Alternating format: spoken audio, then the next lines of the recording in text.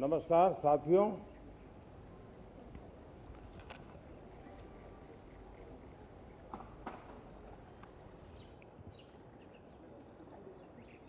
शीतकालीन सत्र है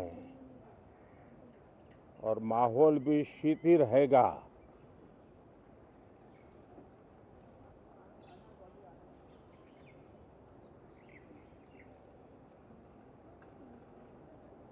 दो 2024 का ये अंतिम कालखंड चल रहा है।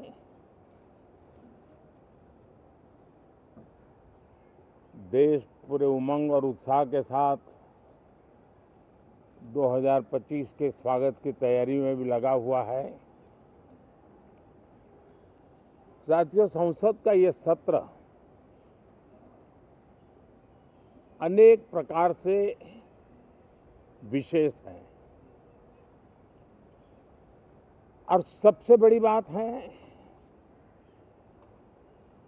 हमारे संविधान के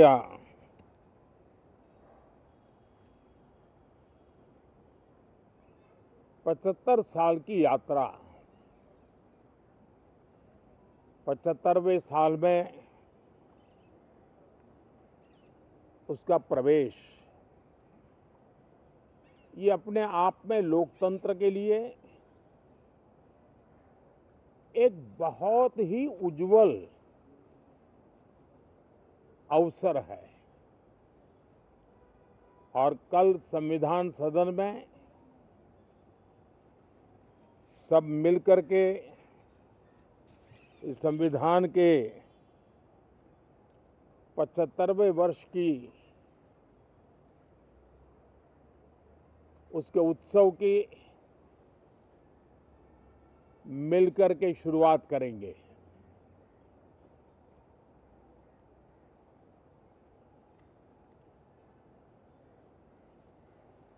संविधान निर्माताओं ने संविधान निर्माण करते समय एक एक बिंदु पर बहुत विस्तार से बहस की है और तब जाकर के ऐसा उत्तम दस्तावेज हमें प्राप्त हुआ है। और उसकी एक महत्वपूर्ण इकाई है हमारी संसद। हमारे सांसद भी और हमारी संसद भी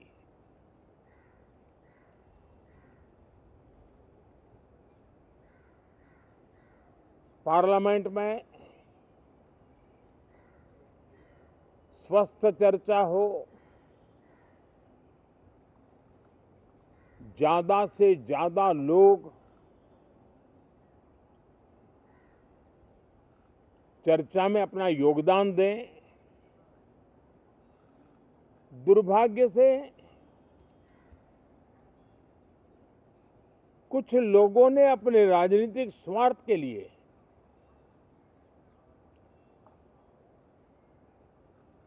जिनको जनता ने अस्वीकार किया है, वे संसद को भी मुट्ठी भर लोगों के हुड़दंगबाजी से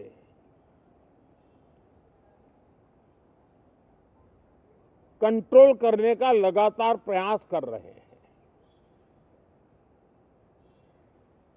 उनका अपना मकसद तो संसद की गतिविधि को रोकने से ज्यादा सफल नहीं होता है और देश की जनता उनके सारे व्यवहारों को काउंट करती है और जब समय आता है तो सजा भी देती है। लेकिन सबसे ज्यादा पीड़ा की बात यह है कि जो नए सांसद होते हैं, नए विचार, नई ऊर्जा लेकर के आते हैं और ये किसी एक दल में नहीं, सभी दल में आते हैं। उनके अधिकारों को कुछ लोग दबोच देते हैं। सदन में बोलने का उनको अवसर तक नहीं मिलता है। लोकतांत्रिक परंपरा में हर पीढ़ी का काम है आने वाली पीढ़ियों को तैयार करे, लेकिन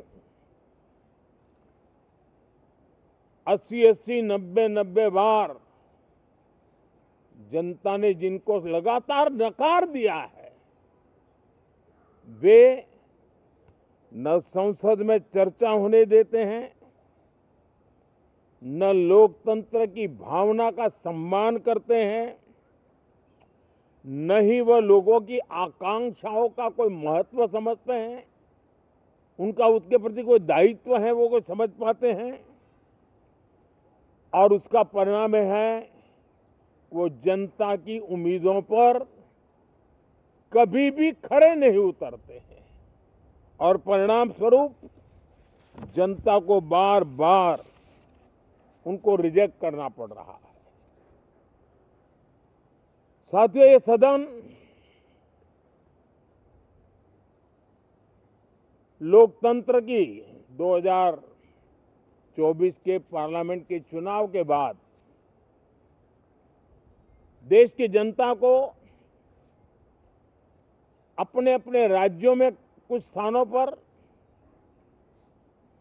अपनी भावना, अपने विचार, अपनी अपेक्षाएं प्रकट करने का अवसर मिला है। उसमें भी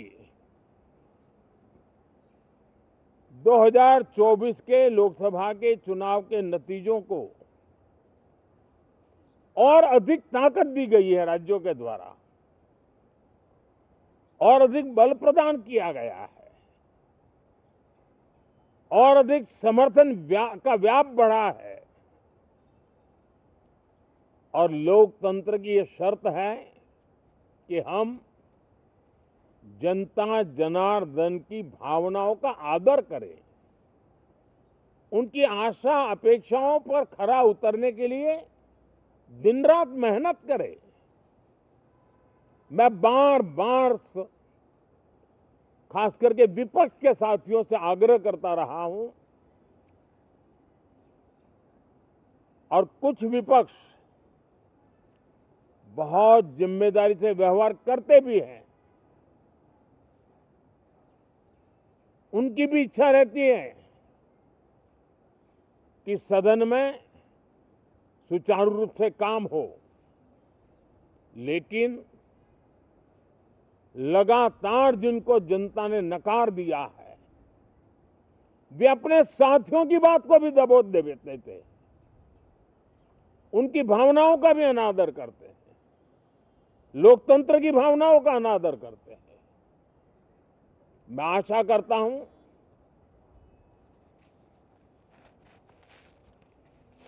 कि हमारे नए साथियों को अवसर मिले। सभी दल में नए साथी हैं, उनके पास नए विचार है, भारत को आगे ले जाने के लिए नई नई कल्पनाएं हैं। और आज विश्व भारत की तरफ बहुत आशा भरी नजर से देख रहा है, तब हम संसद का समय का उपयोग वैश्विक स्तर पर भी भारत के आज जो सम्मान बढ़ा है, भारत का प्रति जो आकर्षण बढ़ा है, उसको बल प्रदान करने वाला हमारा व्यवहार रहना चाहिए। विश्व के अंदर भारत को ऐसे अवसर बहुत कम मिलते हैं जो आज मिला है, और भारत की संसद से वो संदेश भी जाना चाहिए कि भारत के मतदाता, उनका लोकतंत्र के प्रति समर्पण, उनका संविधान के प्रति समर्पण, उनका संसदीय कार्य पद्धति पर विश्वास, संसद में बैठे हुए हम सबको जनता जनार्दन की इन भावनाओं पर खरा उतरना ही पड़ेगा। और समय की मांग है,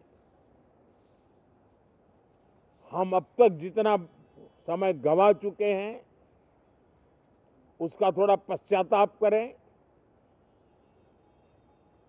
और उसका परिमार्जन करने का उपाय यही है कि हम बहुत ही तंदुरुस्त तरीके से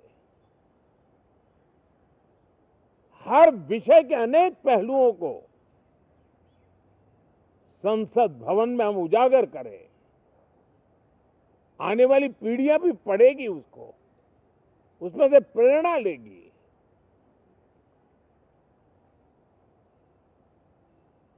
मैं आशा करता हूं कि ये सत्र बहुत ही परिणामकारी हो, संविधान के 75वें वर्ष की शान को बढ़ाने वाला हो, भारत की वैश्विक गरिमा को बल देने वाला हो, नए सांसदों को अवसर देने वाला हो, नए विचारों का स्वागत करने वाला हो। इसी भावना के साथ मैं फिर एक बार सभी माननीय सांसदों को उमंग और उत्साह के साथ इस सत्र को आगे बढ़ाने के लिए निमंत्रित करता हूं, स्वागत करता हूं। आप सब साथियों का भी बहुत बहुत धन्यवाद। नमस्कार।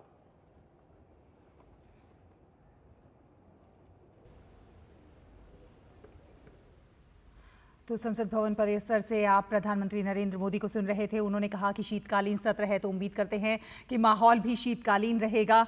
उन्होंने संविधान के 75 वर्ष की यात्रा का जिक्र किया। साथ ही साथ उन्होंने कहा कि लोकतांत्रिक प्रक्रिया में हर पीढ़ी का काम है कि वो आने वाली पीढ़ी